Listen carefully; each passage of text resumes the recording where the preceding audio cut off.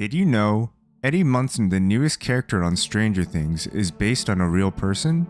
Damien Echols, the real-life Eddie Munson, was one of the West Memphis Three metalheads who were wrongfully convicted of the murders of 3 8-year-old boys.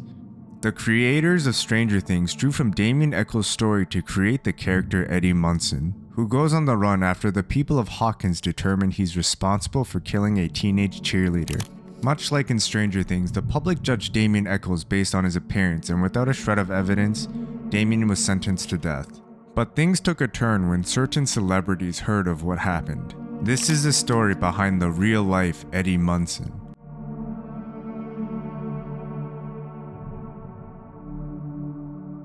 Much like Eddie Munson, Damien Echols was a social outcast and a misfit within the local community. They both came from broken families and were both held back in high school.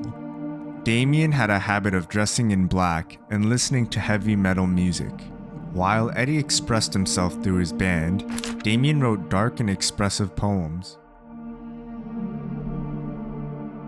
Despite being social rejects, they both had an eccentricity to them.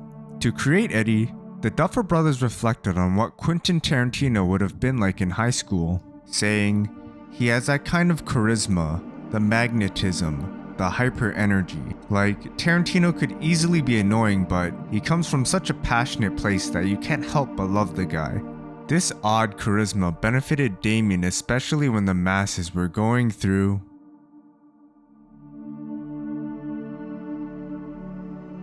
In an interview, the Duffer brothers said, "Something we really wanted to get into this year was the Satanic Panic." Satanic Panic was a period in the 1980s and 90s where Americans became intensely fascinated with Satanism and the occult. Serial killers who took inspiration from Satanism had spread fear through mainstream media. It was all so strange and new, so the masses didn't know how to respond.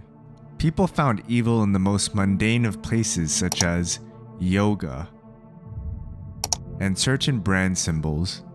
It developed into a mass fear that Satan worshippers were kidnapping children to be sacrificed in satanic rituals. Despite no evidence to support the satanic conspiracies, people still believed in it and pointed fingers in the wrong direction.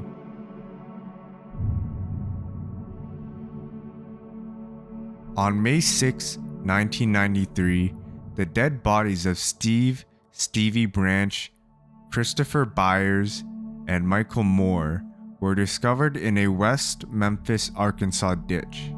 From then, the local police proceeded to monumentally ruin the investigation. In comparison, West Memphis PD makes Hawkins police look like Scotland Yard.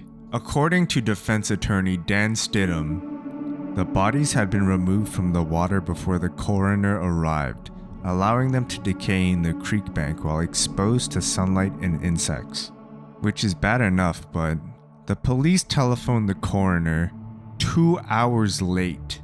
Also, there was a small amount of blood found at the scene that wasn't tested, and officials completely forgot to report bite marks on one of the bodies. And here's the best part. Some of the physical evidence was stored in, wait for it, paper sacks obtained from the supermarket. When the Walmart cashier asked the detective if he needed bags, he went, "Yeah, might need to store some murder evidence later, thanks." Despite any real evidence of the Memphis Three committing the crime, a jury found them guilty. The members were sentenced to life in prison, except for Damien, who was sentenced to death. It is believed they were convicted based on their taste in music. Essentially, Damien was given the death penalty for wearing black clothing and liking Metallica.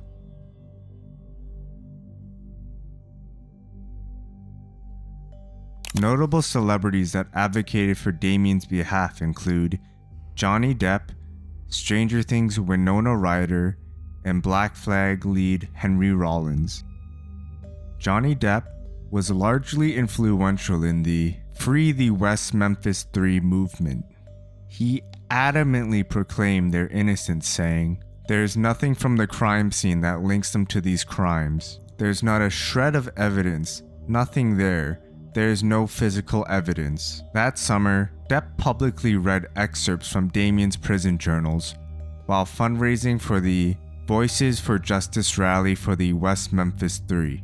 Depp read through a passage Damien wrote about his experiences being shackled and unable to walk properly. Stranger things, Winona Ryder also joined the crusade to free the West Memphis Three.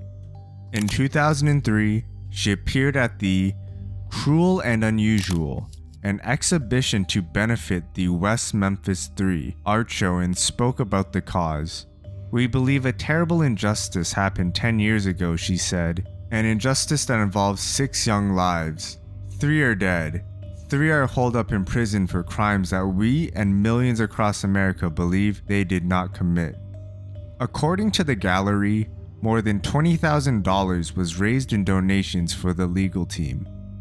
Musician Henry Rollins organized benefit shows to support the West Memphis Three, and in 2002, he released the album Rise Above, 24 Black Flag songs to benefit the West Memphis Three, with sales going towards their legal funds. The album featured various rock, hip-hop, punk, and metal musicians, including Iggy Pop and Ice-T. By 2005, Rollins had raised $100,000 for the West Memphis legal team. The donations were crucial for what happened next.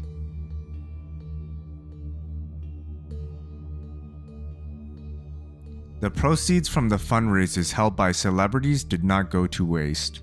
Since the state of Arkansas had refused to pay for DNA tests that should have been done in 1993, it was up to celebrities to fund them. And in 2007, the additional DNA test showed no genetic match from the crime scene evidence to Damien Echols or any of the West Memphis Three. After years of court battles, the Arkansas Supreme Court in 2010 ordered a lower court judge to re-examine the case, specifically whether the new DNA evidence had exonerated the three.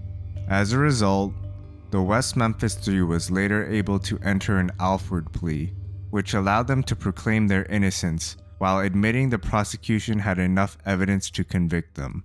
In other words, after 18 years of wrongful imprisonment, they were finally set free.